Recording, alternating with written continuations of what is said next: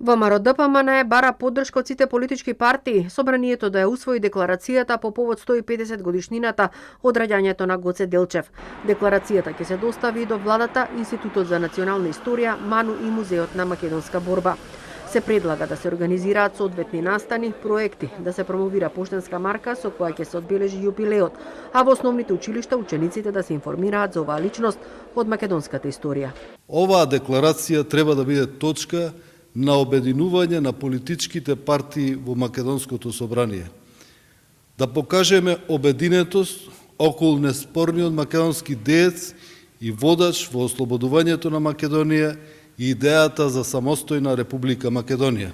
Од СДСМ велат дека ќе ја разгледаат декларацијата, но порачуваат дека доколку ВМРО ДПМН е било загрижено за Гоце Делчев, тогаш тоа требало да го вклучат во текстот на резолуцијата за црвените линии, која неодамна беше усвоена од парламентот.